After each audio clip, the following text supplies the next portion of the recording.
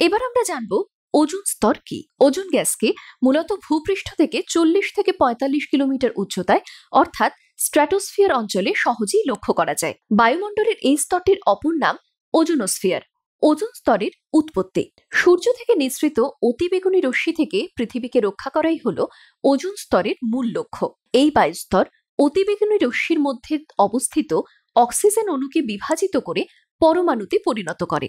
Oxygen অণুর সাথে যখন অক্সিজেনের পরমাণু সংযুক্ত হয় তখনই ওজোন অণুর উৎপত্তি ঘটে, অর্থাৎ O3। এই ওজোন অণুর সাথে অক্সিজেন অণুর বিক্রিয়া চক্রটি সর্বক্ষণই চলতে থাকে এবং এই বিক্রিয়ার ফলে উৎপন্ন ওজোন অণুগুলোই মূলত অতিবেগুনি রশ্মিকে শোষণ করে নেয়, যার ফলে বায়ুস্তরের উষ্ণতা ক্রমাগত বৃদ্ধি পেতে থাকে। ওজোন স্তরের বিপত্তি। যে ওজোন স্তর মনুষ্যজাতিকে প্রতিনিয়ত অতিবেগুনি রশ্মির হাত থেকে রক্ষা করে চলেছে, সেই বায়ুস্তরটি বর্তমানে বিভিন্ন ক্ষতিকারক গ্যাসের দ্বারা ধীরে ধীরে ধ্বংস হয়ে যাচ্ছে। এর পিছনে রয়েছে chlorofluorocarbon, carbon tetrachloride, nitrous oxide এবং অন্যান্য বিষাক্ত গ্যাস।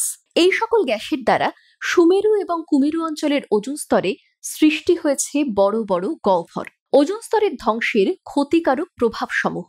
বিভিন্ন গ্যাসের দ্বারা ওজোন স্তর বিভিন্ন রূপে ধ্বংসান্বিত হয়ে চলেছে। এর ফলে ওজোন স্তরের মোট আয়তনের 4% এখনো পর্যন্ত পুরোপুরিভাবে বিলুপ্ত হয়ে গেছে।